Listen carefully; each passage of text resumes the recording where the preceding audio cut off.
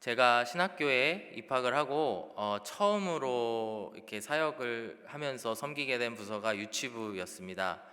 유치부를 하면서 그때 저에게 허락된 이 어린 아이들 약 18개월에서 초등학교 그 엘레멘터리에 들어가기 전에 그 5세 가량 되는 아이들과 함께 예배드리고 그 아이들에게 하나님에 대해서 예수님에 대해서 가르쳤던 그 기간이 지금 뒤돌아보면 참 저에게 소중한 기간이었고 너무나 감사한 기간들로 여겨지는데요.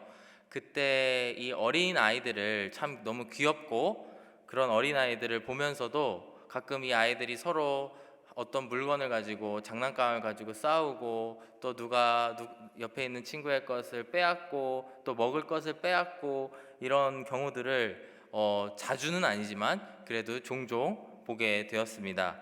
그럴 때면 뭐 교사로 섬기는 선생님이라든지 아니면 아이들이 귀여워서 이렇게 지나가다가 보러 오신 어른들이 이렇게들 한마디씩 하셨습니다. 아이고 너희들도 영락없는 죄인이구나, 이런 말씀을 쓱 지나가는 말로 하고 지나가는 모습들을 보았습니다. 참 아이들이 너무나 귀엽고 또 예쁘지만 또 그 아이들이 했던 행동은 어떻게 보면 오늘 본문에서 이야기하고 있는 탐심, 옆에 사람 걸 탐하고 그것을 빼앗는 모습이 정말 어린 아이의 모습에서부터 나타난다고 저희가 볼 수 있습니다.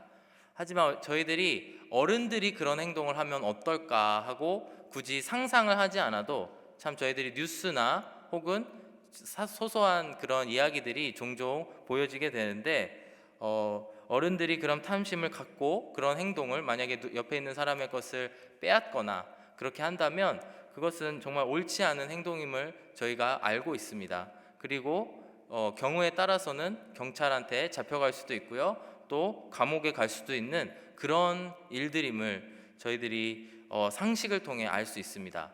저희들은 이러한 죄의 기준들, 또 이렇게 하면 안 되고 이렇게 하면 되고 이런 기준들을 저희들은 어떻게 알게 되었을까요?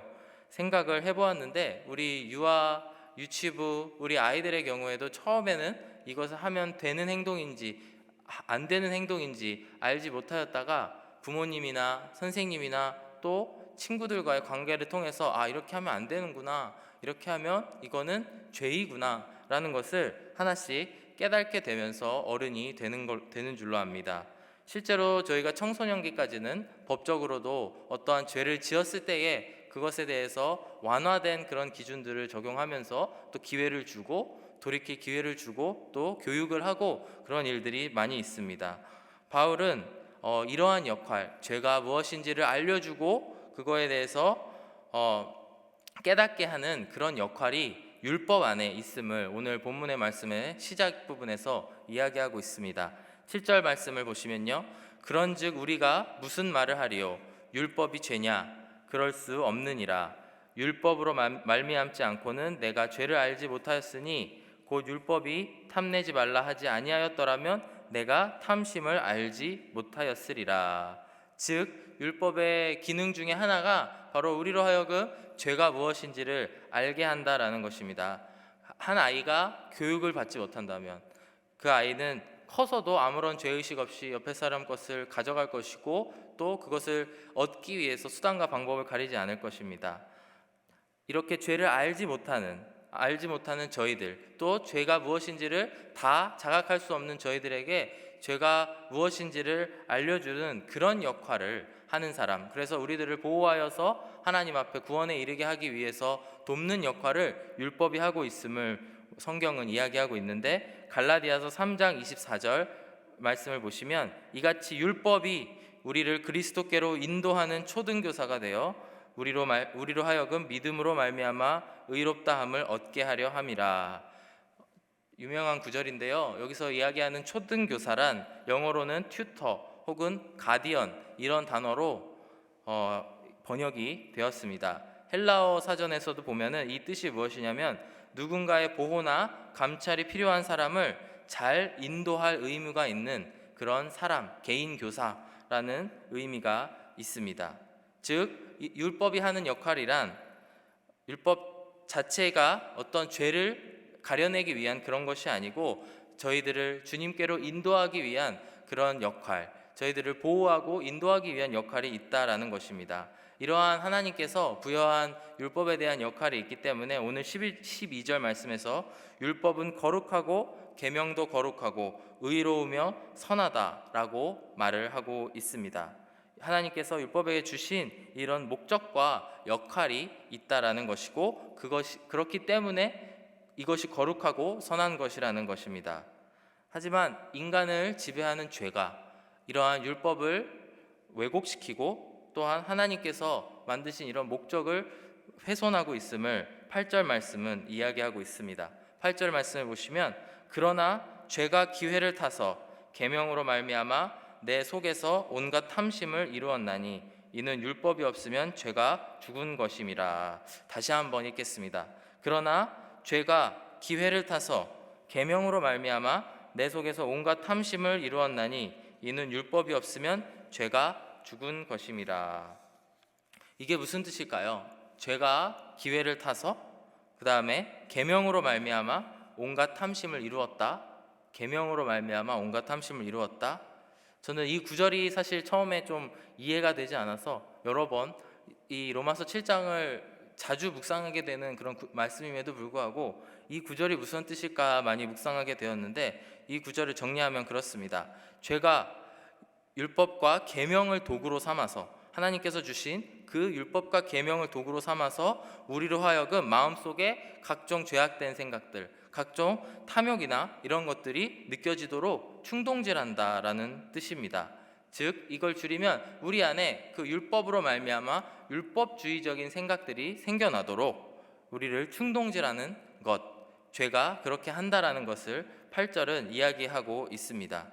아마 율법주의에 대해서 저희가 계속 이야기하고 있는데요. 로마서를 다루면서 아마도 율법주의의 시작은 그 누구라도 율법을 소중히 여기는 그 마음에서 시작되었을 거라고 생각됩니다. 하지만 앞에서 이야기한 율법의 그 진정한 기능, 그 죄를 알게 하는 그 기능을 우리가 망각했을 때에 우리가 율법주의에 빠질 수 있습니다. 우리의 죄를 부각시키고 죄가 드러나게 하는 역할을 잊어버리고 마치 이 율법 중에 요거 하나를 잘했기 때문에 나는 선한 사람이야. 나는 이 율법을 행한 부분이 있기 때문에 나는 괜찮은 사람이야 라고 느끼게 하는 것부터가 율법주의의 시작이고 그것이 바로 이런 죄가 기회를 타서 계명으로 말미암아 온갖 탐심을 이룬다라는 말씀인 것입니다. 율법의 본래 취지를 잊어버리고 나는 선한 사람이라고 자기 기만을 하게 되고 그렇게 되면 스스로 의로운 사람이라고 착각을 하게 됩니다. 그 결과는 무엇이겠습니까? 당연히 순서대로 생각을 하다 보면은 그 다음에는 구원자가 없이도 예수님이 없이도 나는 살만하겠구나. 나는 의로운 사람이니까. 그렇게 되면 그 결과는 죄인 것입니다. 또 죄의 삭은 사망이라고 하였기 때문에 그 결과가 결국에는 영원한 사망에 이르게 됨을 오늘 말씀은 이야기를 하고 있습니다. 11절 말씀도 같은 말씀을 이야기하고 있는데 죄가 기회를 타서 계명으로 말미암아 나를 속이고 그것으로 나를 죽였는지라 말씀하고 있습니다. 비록 율법을 소중히 여김에서 시작되었지만 결국에는 죄로 말미암아 죽게 된다라는 것입니다.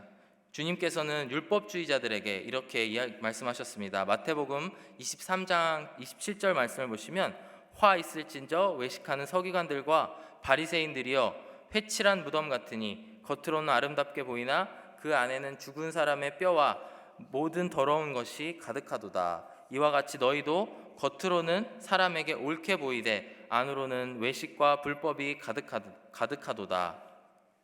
율법주의자들의 특징은 겉으로 보기에는 또 얼핏 보기에는 매우 아름답게 보인다는 것입니다. 하지만 주님께서 말씀하셨듯이 가까이 가보고 그들의 속을 들여다보았을 때에 그 안에는 공허함이 가득 차 있고 또한 그 안에서는 시체가 썩는 그런 내면을 가지고 있다라고 주님께서는 참 추상 같은 말씀을 마태복음 말씀에서 하고 계십니다. 그러므로 9절 말씀과 같이 되는 것입니다. 9절 말씀에 전에 율법을 깨닫지 못하였을 때에는 내가 살았더니 계명이 이름에 죄는 살아나고 나는 죽었도다. 오히려 주님께서 주신 계명으로 말미암아 죄에 빠지게 되고 10절 말씀처럼 생명에 이르게 할 그 계명이 내게 대하여 도리어 사망에 이르게 하는 것이 되었도다. 거룩하고 의롭고 선하게 사용하라고 하나님께서 주신 율법을 반대로 잘못 사용함으로 인해서 생명에 이르게 할 계명이 도리어 사망에 이르게 했다는 것입니다. 우리를 주님 앞으로 이끌, 그 구원의 자리에 이끌 그 튜터, 그 가디언인 그 율법이 우리를 죽음에 빠지게 한다는 것입니다. 13절 말씀을 함께 보실 텐데요. 그런즉 선한 것이 내게 사망이 되었느냐? 그럴 수 없느니라. 오직 죄가 죄로 드러나기 위하여 선한 그것으로 말미암아 나를 죽게 만들었으니 이는 계명으로 말미암아 죄로 심히 죄되게 하려 함이라.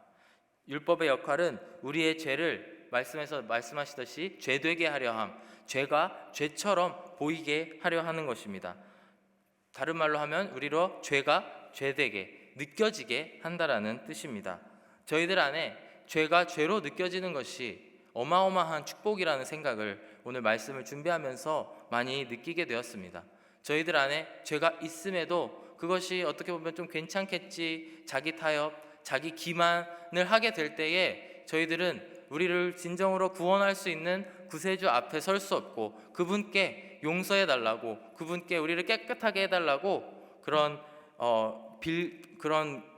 그 구원에 대한 요청을 또 회개를 할 수 있는 기회를 잃게 됩니다. 반면에 우리가 죄가 죄됨을 느끼게 됐을 때에 우리는 다시 한번 주님 앞에 설 수 있게 되고 또 주님의 구원을 받을 수 있는 그런 기회를 부여받게 된다는 것입니다.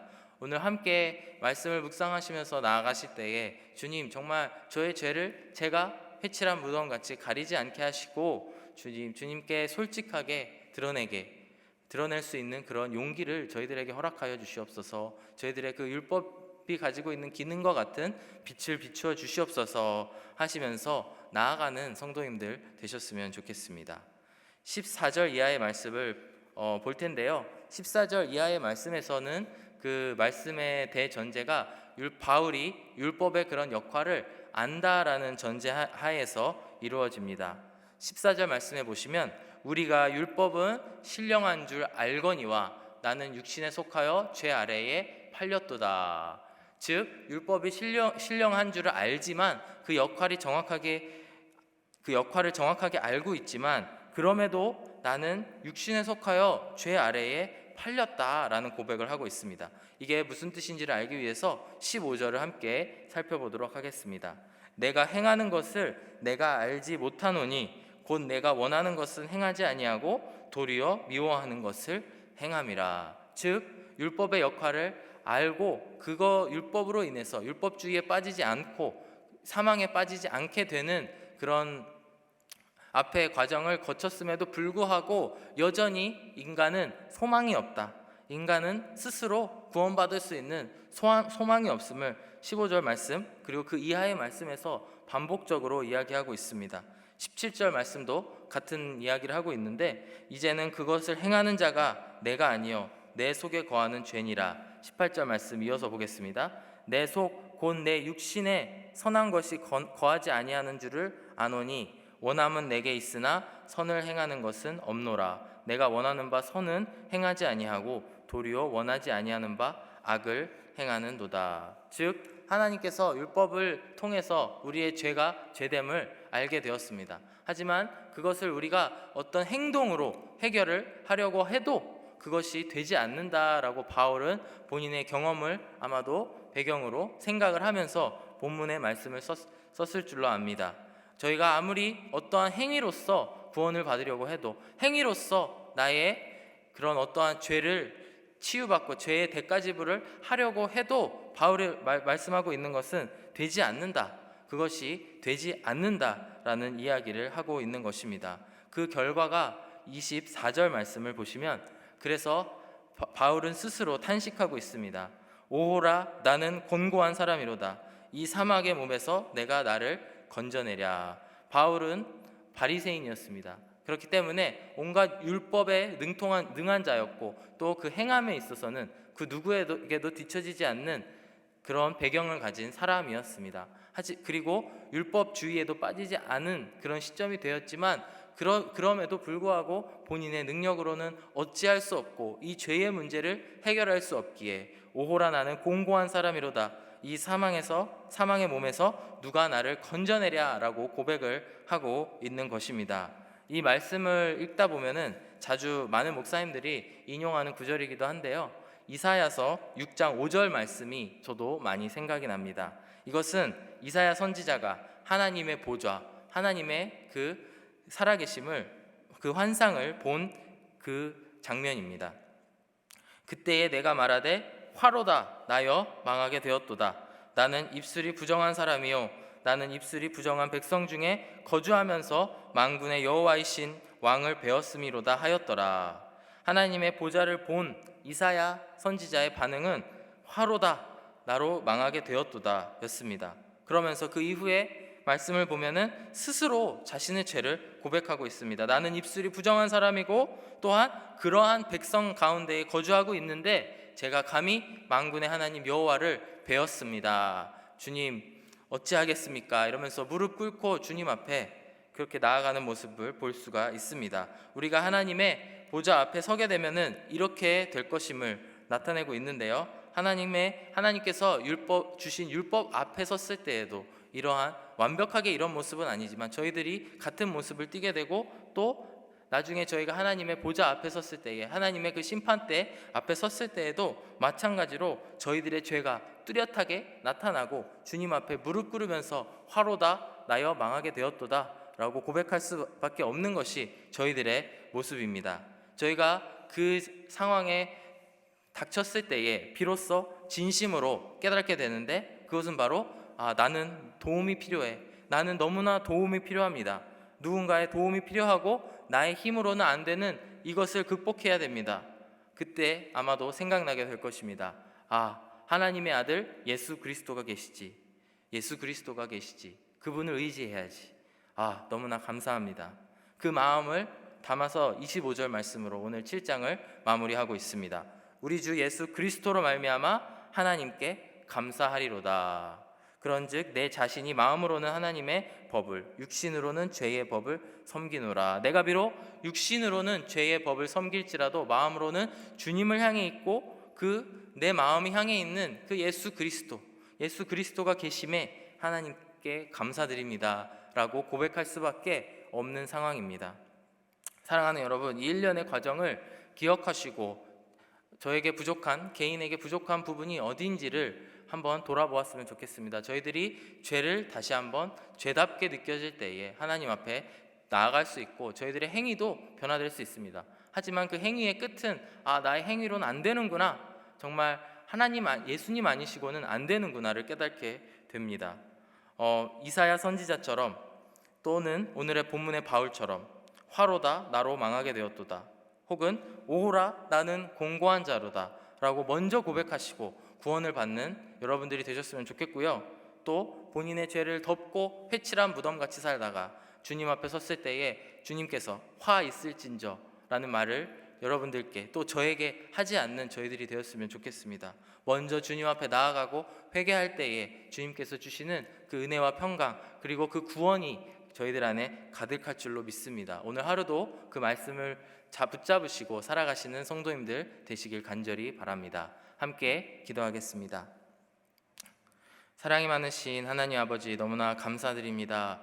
저희들이 자주 본 로마서 7장의 말씀이지만 또 오늘 다시 한번 주님께 나아갑니다. 이 말씀으로 나아갑니다. 아버지 하나님, 저희들이 죄인임을, 저희들의 죄의 더러움을 깨닫게 하여 주시고 또 주님 앞에 나아갈 수 있게 하여 주시고 또 저희들의 소망 없음을 깨닫고 다시 한번 주님 앞에 나아갈 수 있는 저희들 될 수 있게 하여 주시옵소서. 주님, 저희들의 고백 하나하나도 주님께서 받으시는 주님이신 줄로 믿습니다. 주님, 오늘 하루도 저희와 함께 하여 주시옵소서. 감사드리며 예수 그리스도의 이름으로 기도드렸습니다. 아멘.